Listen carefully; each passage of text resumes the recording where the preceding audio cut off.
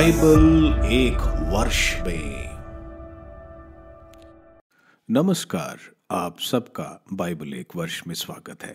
आप सब ने जो कदम उठाया है प्रभु के वचन सुनने के लिए, यह हमारे जीवन के अंधेरों को दूर करेंगे और हमें प्रभु के प्रकाश में चलाएंगे। आज हम न्यायकर्ताओं के ग्रंथ का अध्याय 11, 12, आयूब के ग्रंथ का 11वां अध्याय और सुक्ति ग्रंथ का 14वां अध्याय सुनेंगे। प्रभु का वचन सुनने से पहले आइए हम ईश्वर से प्रार्थना करें। हे प्रभु, हम आपका वचन सुनने वाले हैं। हमारे मन की आंखें खोलें और हमें आध्यात्मिक प्रज्ञा दें ताकि हम आपको जान सकें और आपके वचन के अनुसार अपना जीवन जिए। यह हम मांगते हैं आपसे प्रभु यीशु के नाम, आमीन। न्यायकर्ताओं का ग्रंथ अध्याय 11। न्यायकर्ता यिफ्ता का परिचय। गिलियादी यिफ्ता वीर योद्धा था। वह एक वैश्य का पुत्र था। गिलियाद यिफ्ता का पिता था। गिलियाद को अपनी पत्नी से भी पुत्र पैदा हुए थे। जब पत्नी के पुत्र बड़े हुए तो उन्होंने यिफ्ता को यह कहकर भगा दिया कि तुम्हें हमारे घर में कोई विरासत नहीं मिलेगी, क्योंकि तुम्हारा जन्म किसी दूसरी स्त्री से हुआ है। इसलिए यिफ्ता अपने भाइयों के पास से भागकर टोब देश में रहने लगा। तब यिफ्ता के पास निकम्मे लोगों की मंडली इकट्ठी हो गई और वे उसके साथ लूटपाट करते थे। कुछ समय बाद अम्मोनियों ने इजराइल से लड़ाई छेड़ दी। जब अम्मोनियों का इजराइलियों से युद्ध छिड़ा, तब गिलियाद के नेता टोब प्रदेश से यिफ्ता को लाने गए। उन्होंने यिफ्ता से कहा, आओ हमारे नेता बनो, जिससे हम अम्मोनियों से लड़ सकें। यिफ्ता ने गिलियाद के नेताओं को उत्तर दिया, तुम लोगों ने तो घृणा के कारण मुझे अपने पिता के घर से भगा दिया था। अब जब तक तुम पर विपत्ति पड़ी है तो तुम मेरे पास आए हो। गिलियाद के नेताओं ने यिफ्ता को उत्तर दिया, फिर भी हम तुम्हारे पास आए हैं। तुम हमारे साथ अम्मोनियों से लड़ने चलो और तुम गिलियाद के सब निवासियों के शासक बनो। इस पर यिफ्ता ने गिलियाद के नेताओं से पूछा, यदि तुम लोगों मुझे अम्मोनियों से लड़ने के लिए पास वापस बुलाते हो और प्रभु उन्हें मेरे हाथ सौंप देगा, तब क्या मैं सचमुच तुम लोगों का शासक बन जाऊंगा? गिलियाद के नेताओं ने यिफ्ता से कहा, प्रभु हमारी इस बात का साक्षी है कि हम ठीक वैसा ही करेंगे जैसा तुम कह रहे हो। इस पर यिफ्ता गिलियाद के नेताओं के साथ लोगों ने उसे अपना शासक और नेता बनाया। यिफ्ता ने ये सब बातें मिस्पा में प्रभु के सामने दोहराई। यिफ्ता और अम्मोनी। यिफ्ता ने अम्मोनियों के राजा के पास दूतों से कहला भेजा, मुझसे आपका क्या जो आप मेरे देश पर चढ़ाए। अम्मोनियों के राजा ने यिफ्ता के दूतों को उत्तर दिया, जब इजरायली मिस्र से आए थे तब उन्होंने अर्नोन में यबोक और यार्दन तक मेरे देश छीन लिया था, इसलिए अब उसे स्वेच्छा से वापस कर। तब यिफ्ता ने दूसरी बार अम्मोनिया के राजा के पास दूत भेजकर उससे कहलाया, यिफ्ता का यह कहना है कि इजराइल ने मोआब का देश और अम्मोनियों का देश नहीं छीना है, बल्कि इजराइल मिस्र से आकर उजाड़खंड से होता हुआ लाल समुद्र के पास और फिर कादेश आया। वहां इजराइल ने एदोम के राजा के पास दूत द्वारा यह निवेदन भेजा था कि हमने अपने देश से होकर जाने दीजिए, लेकिन एदोम के राजा ने उसकी एक भी नहीं सुना। उसने मोआब के राजा के पास भी कहलाया था, लेकिन उसने भी नहीं मानी, इसलिए इजराइल कादेश में ही रह गया था। इसके बाद वह उजाड़खंड में चलते हुए एदोम देश और मोआब देश का चक्कर लगाते हुए मोआब के पूर्वी भाग से पहुंचा और उसने अर्नोन के उस पार पड़ाव डाला। उसने मोआब के देश में प्रवेश नहीं किया, क्योंकि अर्नोन नदी मोआब की सीमा थी। फिर इजराइल ने हेशबोन में रहने वाले अमोरियों के राजा सीहोन के पास दूत भेजे। इजराइल ने उससे निवेदन किया कि हम आपके देश से होकर अपने निर्दिष्ट स्थान पर जाना चाहते हैं, आप हमें जाने दीजिए। लेकिन सीहोन ने इजराइल को अपने देश होकर जाने की अनुमति नहीं दी, बल्कि सीहोन ने अपने सब लोगों को एकत्रित कर यासा के पास पड़ाव डाला और वह इजराइल से लड़ने लगा। परंतु प्रभु इजराइल के ईश्वर ने सीहोन और उसके सारे लोगों को इजराइल के हाथ दे दिया। इस प्रकार इज़राइल ने उन्हें पराजित कर उस देश को अधिकार में कर लिया जिससे अमोरी बसे हुए थे। उसने अर्नोन से यब्बोक तक और उजाड़खंड से यारदन तक अमोरियों का सारा देश अपने अधिकार में लिया। अब यदि प्रभु इज़राइल के ईश्वर ने अमोरियों को अपनी प्रजा इज़राइल के सामने आने पर भगा दिया, तो क्या आप अब उसे फिर अपने अधिकार में लेना चाहते हैं? यदि आपका देवता खामोश किसी को भगा देता, तो क्या आप उसका देश अधिकार में नहीं कर लेते? ठीक इसी प्रकार हम उसका सारा देश अधिकार में कर लेते हैं, जिसे प्रभु हमारे ईश्वर हमारे सामने से भगा देता है। अब क्या आप मोआब के राजा सिपोर के पुत्र बालाक से श्रेष्ठ हैं? क्या उसने इज़राइल से कोई झगड़ा या युद्ध किया था? जब इज़राइल हेशबोन और उसके गांवों, ओशर और उसके गांवों तथा अर्नोन के सब तटवर्ती नगरों में इन 300 वर्षों तक निवास करता रहा, तो आप लोगों ने उन्हें इतना समय में अधिकार में क्यों नहीं कर लिया? मैंने तो आपका कुछ भी नहीं बिगाड़ा, फिर भी आप मुझसे युद्ध कर मेरा अहित करने पर उतारू है। प्रभु न्यायाधीश है, वही आज इज़राइल और अमोन के लोगों के बीच न्याय करेगा। इस पर भी अमोनियों के राजा ने यिफ्ता द्वारा उसके पास भेजे गए संदेश पर ध्यान नहीं दिया। यिफ्ता की मन्नत और अमोनियों पर विजय। उस समय प्रभु के आत्मा ने यिफ्ता को प्रेरित किया। यिफ्ता गिलियाद और मनासे के पार कर गिलियाद के मिस्पा नामक स्थान पहुंचा और वहां से अमोनियों के यहाँ आया। यिफ्ता ने यह कहते हुए प्रभु के सामने यह मन्नत मानी, यदि तू अमोनियों को मेरे हवाले कर देगा और मैं सकुशल लौटूंगा, तो जो पहला व्यक्ति मेरी अगवानी करने मेरे घर से निकलेगा वह प्रभु का होगा और मैं उसकी होम बलि चढ़ाऊंगा। यिफ्ता अमोनियों के विरुद्ध युद्ध करने निकला और प्रभु ने उनको उसके हवाले कर दिया। यिफ्ता ने ओएर से मनीत के आसपास तक 20 नगरों को जीता और आबेल कर्मीम तक अमोनियों को बुरी तरह पराजित कर दिया। इस प्रकार अमोनी लोग इस्राएलियों के अधीन हो गए। जब यिफ्ता मिस्पा में अपने यहाँ लौटा, तो उसकी पुत्री द्वार से निकलकर डफली बजाते और नाचते हुए उसकी आगवानी करने आई। वह उसके अकेली संतान थी। उसके सिवा यिफ्ता के ना तो कोई पुत्र था और ना कोई पुत्री। यिफ्ता ने उसे देखते ही अपने वस्त्र फाड़कर कहा, हाय बेटी, तुमने मुझे मारा है, तुमने मुझे महान कष्ट में डाल दिया है। मैं प्रभु को वचन दे चुका हूँ, मैं उसे वापस नहीं ले सकता। उसने उत्तर दिया, पिताजी, आप प्रभु को वचन दे चुके हैं, आप मेरे विषय में अपनी मन्नत पूरी कीजिए, क्योंकि प्रभु ने आपको अपने शत्रुओं से, अमोनियों से बदला चुकाने का वरदान दिया। इसके बाद उसने अपने पिता से कहा, एक निवेदन है, मुझे 2 महीने का समय दीजिए, जिससे मैं पहाड़ पर जाकर अपनी सखियों के साथ अपने कुंवारेपन का शोक मनाऊं। उसने उत्तर दिया, जाओ, और उसे 2 महीने के लिए जाने दिया।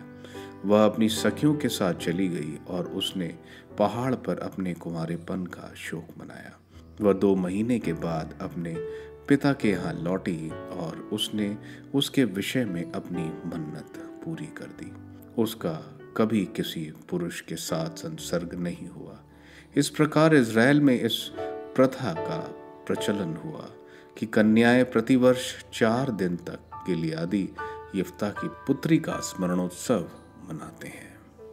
न्यायकर्ताओं का ग्रंथ अध्याय 12। एफ्रम और गिलियाद। एफ्रम वंशी इकट्ठे हुए और उन्होंने सफोन जाकर यिफ्ता से ये कहा, तुम अमोनियों के विरुद्ध लड़ने क्यों गए और हमें अपने साथ चलने को क्यों नहीं बुलाया? हम तुम्हारे साथ तुम्हारा घर जला डालेंगे। यिफ्ता ने उन्हें उत्तर दिया, मेरे और मेरे लोगों का अम्मोनियों से बड़ा संघर्ष चल रहा था। जब मैंने तुम्हें बुलाया था तब तुम मुझे उनके हाथों से बचाने नहीं आए। यह देखकर कि तुम लोग मेरी सहायता नहीं करोगे, मैं प्राण हथेली पर लिए स्वयं अम्मोनियों पर चढ़ाई करने आगे बढ़ा। प्रभु ने उन्हें मेरे हाथ दे दिया। अब तुम मुझसे क्यों झगड़ते हो? यिप्तह ने गिलियाद के सब लोगों को एकत्रित कर एफ्रम वंशियों से युद्ध किया। गिलियादियों ने एफ्रम वंशियों को पराजित किया, क्योंकि उन्होंने कहा था, गिलियादियों, एफ्रम और मनश्शे के बीच रहने वालों, तुम एफ्रम के भगोड़े हो। गिलियादियों ने एफ्रम देश जाने वाले यारदन के घाटी को अपने अधिकार में कर लिया। जब एफ्रम का कोई भगोड़ा आकर निवेदन करता कि मुझे पार जाने दो, तब गिलियादी उससे पूछते, कहीं तुम एफ्रमी तो नहीं हो? यदि वह उत्तर देता नहीं तो वह उससे कहते, तो बोलो शिबलौत। तब यदि वह शुद्ध उच्चारण नहीं कर सकता और शिबलौत बोलता तो वे उसे पकड़कर वहीं यारदन के घाटों पर मार देते। इस प्रकार उस समय 42,000 एफ्रमियों का वध किया गया। यिप्तह का देहांत। यिप्तह ने 6 वर्ष इजराइल में न्यायकर्ता का कार्य किया। गिलियादी यिप्तह की मृत्यु हो जाने पर वह गिलियाद के अपने नगर में दफनाया गया, इब्सान। उसके बाद बेतलहम वासी इब्सान ने इजराइल में न्यायकर्ता कार्य किया। उसके 30 पुत्र और 30 पुत्रियां थीं। उसने अपनी 30 पुत्रियों का विवाह दूसरे गोत्रों में किया और अपने पुत्रों के लिए भी वह दूसरे गोत्रों की 30 बहुएं ले आया। उसने 7 वर्ष तक इजराइल में न्यायकर्ता का कार्य किया। इब्सान की मृत्यु हो जाने पर वह बेतलहम में दफनाया गया। एलोन। उसके बाद जबुलिनी एलोन ने इजराइल में न्यायकर्ता का कार्य किया। उसने 10 वर्ष तक इजराइल में न्यायकर्ता का कार्य किया। जबलोनी एलोन की मृत्यु हो जाने पर वह जबलोन प्रांत के आयलोन में दफनाया गया। अब्दोन। उसके बाद पीर हातोन वासी हिलेल के पुत्र अब्दोन ने इजराइल में न्यायकर्ता का कार्य किया। उसके 40 पुत्र और 30 पौत्र थे, जो 70 गधों पर सवार हुआ करते। उसने 8 वर्ष तक इजराइल में न्यायकर्ता का कार्य किया। पीर आतोन वासी हिलेल के पुत्र अब्दोन की मृत्यु हो जाने पर वह एफ्रम प्रांत के पीर आतोन में अमेलेकियों की पहाड़ी प्रदेश में दफनाया गया। अय्यूब का ग्रंथ अध्याय 11। तब नमाती सोफर ने उत्तर देते हुए कहा, क्या इस बकवाद का उत्तर नहीं दिया जाएगा? क्या यह बातूनी निर्दोष माना जाएगा? क्या तुम्हारा बकवाद लोगों को निरुत्तर कर देगा? तुम उपहास करोगे तो क्या कोई तुमको नहीं डांटेगा? तुमने ईश्वर से कहा, मैं अपने को निर्दोष मानता हूँ और मैं तेरी दृष्टि में भी निर्दोष हूँ। ओ कितना अच्छा होता कि ईश्वर कुछ कहता और अपने शब्दों में तुम्हें उत्तर देता, कि वह तुम पर अपनी प्रज्ञा का रहस्य प्रकट करता, क्योंकि वह मनुष्य की समझ से परे है। तो तुम जान जाते कि ईश्वर तुम्हारे अपराध का लेखा मांगता है।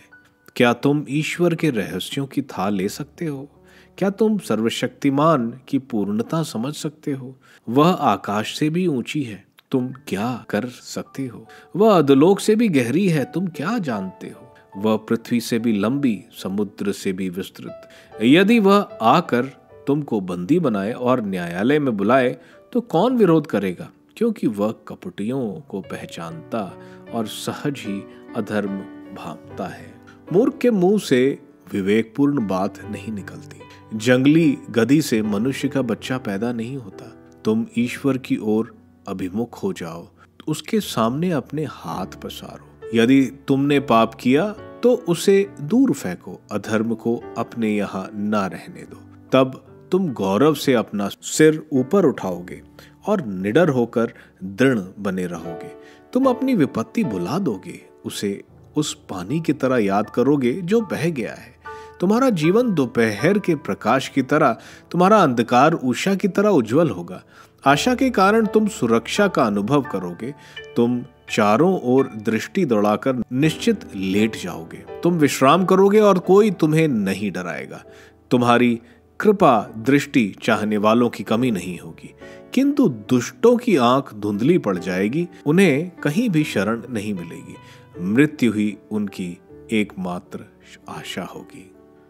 सुक्ति ग्रंथ अध्याय 14। बुद्धिमान नारी अपने लिए घर बनाती है किंतु मूर्ख स्त्री अपने हाथों से अपना घर गिराती है। सन्मार्ग पर चलने वाला प्रभु पर श्रद्धा रखता है, किंतु कुमार्ग पर चलने वाला प्रभु का तिरस्कार करता है। मूर्ख के गर्भवती से उसकी पीठ पर लाठी पड़ती, किंतु बुद्धिमान की वाणी उसकी रक्षा करती है। जहाँ बैल नहीं वहाँ नाद खाली है, किंतु बैल की ताकत से भरपूर फसल होती है। सच्चा गवाह धोखा नहीं देता, किंतु झूठे गवाह की हर बात झूठी है। उपहास करने वाला व्यर्थ ही प्रज्ञा खोजता है, किंतु समझदार व्यक्ति सहज ही ज्ञान प्राप्त करता है। मूर्ख से दूर रहो, तुम उसके मुख से ज्ञान की बातें नहीं सुनोगे। अपने आचरण का ध्यान रखना यह बुद्धिमान की प्रज्ञा है। दूसरों को धोखा देना यह मूर्खों की नासमझी है। मूर्ख पाप पर प्रायश्चित नहीं करता, धर्मियों को प्रभु की कृपा प्राप्त है। हृदय अपनी ही पीड़ा का मर्म जानता है, उसके आनंद का कोई पराया भागी नहीं होता। दुष्टों का घर ढा दिया जाएगा, किंतु धर्मियों का तंबू समृद्ध होगा। कुछ लोग अपना आचरण ठीक समझते हैं, किंतु वह अंत में उन्हें मृत्यु की ओर ले जाता है। हंसते हुए मनुष्य का हृदय उदास हो सकता है, और आनंद का परिवर्तन दुख में संभव है। पथ भ्रष्ट अपने आचरण का फल भोगेंगे, और धर्मी को अपने कर्मों का फल मिलेगा। मूर्ख हर किसी की बात पर विश्वास करता, किंतु समझदार सोच विचार कर आगे बढ़ता है।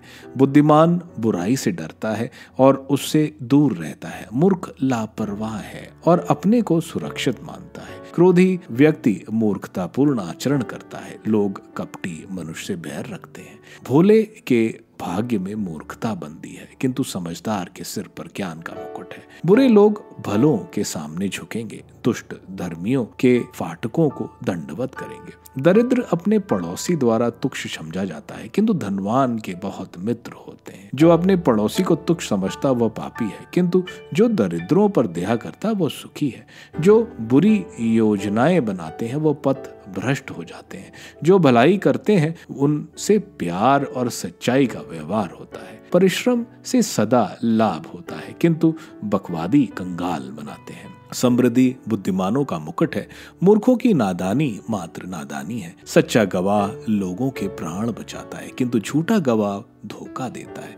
जो प्रभु पर श्रद्धा रखता वह सुरक्षित है, और वह अपने पुत्रों का आश्रय होता है। प्रभु पर श्रद्धा जीवन का स्रोत है और मृत्यु के फंदे से बचाती है। प्रजा की बड़ी संख्या राजा की शोभा है, प्रजा की कमी शासक का विनाश है। जो देर से क्रोध करता वह समझदार है, क्रोधी व्यक्ति मूर्खतापूर्ण आचरण करता है। मन की शांति शरीर को स्वास्थ्य प्रदान करती, किंतु ईर्ष्या हड्डियों का श्रेय है। जो दुर्बल पर अत्याचार करता वह उसके सृष्टिकर्ता की निंदा करता, किंतु जो दरिद्र पर दया करता वह ईश्वर का सम्मान करता है। दुष्ट अपनी ही बुराई द्वारा मारा जाता है, किंतु धर्मी मरते समय भी भरोसा नहीं छोड़ता।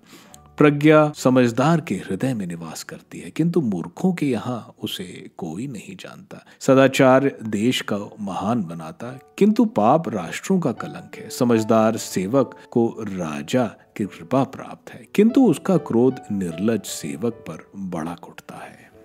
न्यायकर्ताओं के ग्रंथ के अध्याय 11 में हम देखते हैं गिलियाद का पुत्र जेफ्ता, जो एक कनानी वैश्या से पैदा हुआ था। जब गिलियाद के बाद में पत्नी से उसको पुत्र होते हैं तो उसके घर वाले जेफ्ता को घर से बाहर निकाल देते हैं, क्योंकि वह एक वैश्या से उत्पन्न पुत्र था। दूसरा वह स्त्री कनानी थी। जेफ्ता हम देखते हैं बहुत अच्छा लड़ाकू था। गिलियाद के नेता जेफ्ता से विनती करते हैं कि वो गिलियाद का मुखिया बन जाए और अमोनियों के खिलाफ युद्ध करे।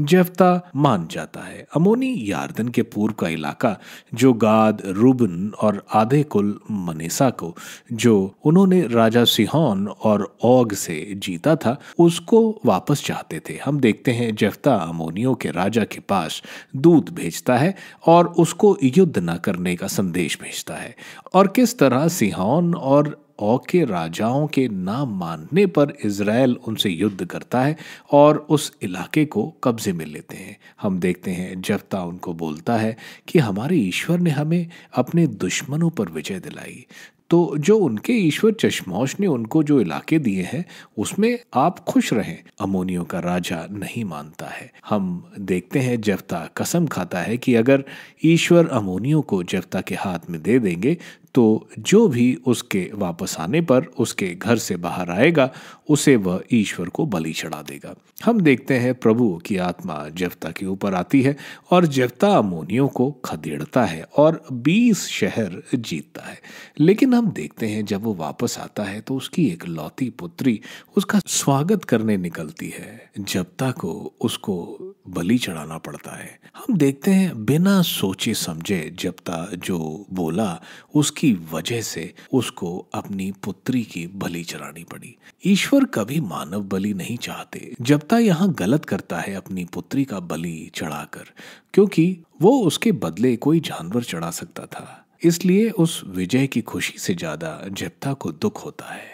अध्याय 12 में हम देखते हैं कि एफ्रम वासी पूछते हैं कि जेफ्ता ने उनको क्यों नहीं अम्मोनियों से लड़ाई में बुलाया। हमने जैसे पहले देखा कि गिडियन ने बहुत नम्रता से जवाब दिया था और जो एफ्रम और गिडियन वासियों के बीच में जो लड़ाई होना था वो रुक जाता है। लेकिन यहाँ जेफ्ता के जवाब से एफ्रम और जेफ्ता के बीच में बात बिगड़ जाती है और युद्ध होता है। 42,000 यानी 42,000 लोग मारे जाते हैं। ये सारे इजरायली थे जो इतनी बड़ी संख्या में मारे जाते हैं। जेफ्ता 6 साल तक न्याय करता रहा। इसके बाद हम 3 न्यायकर्ताओं को देखते हैं। इब्जैन जो 7 वर्ष न्याय करता था, एलोन जो 10 वर्ष न्याय करता था और अब्दोन जो 8 वर्ष न्याय करता था। आयुब के ग्रंथ के अध्याय 11 में हम देखते हैं जोफर जो तीसरा दोस्त है वह अब बोलता है। वो ईश्वर की भव्यता प्रज्ञा इतनी गहरी है कि अगर वो आयुब के पाप गिनवाए तो उसको जो सजा मिली है वह कम है। वो यह बोलता है, वो बोल रहा है कि तुम ईश्वर की तरफ मुड़ो, अपने पाप स्वीकार करो, ईश्वर तुम्हारा अवश्य उद्धार करेगा। वह जो कुछ बोल रहा है सही बोल रहा है, लेकिन वो आयुब के लिए नहीं है क्योंकि आयुब तो निर्दोष है। प्रभु स्वयं आयुब को निर्दोष बोलते हैं। सुक्ति ग्रंथ के अध्याय 14 जीवन के सफर की एक गाइड बुक है। इस अध्याय के वचन हमें प्रज्ञा और धार्मिकता के जीवन की तरफ ले जाता है। हर वचन मानो जीवन के लिए एक मोती की तरह है। आप सबको धन्यवाद ईश्वर के वचन सुनने के लिए। मैं आपसे विनती करता हूं कि आप बाइबल एक वर्ष में को दूसरों के साथ शेयर करें, क्योंकि प्रभु का वचन स्वयं प्रभु यीशु है। प्रभु को दूसरों को देने वालों को प्रभु की आशीष जरूर मिलेगी। मैं आप सबका बड़ी बेसब्री से कल इंतजार करूंगा। धन्यवाद।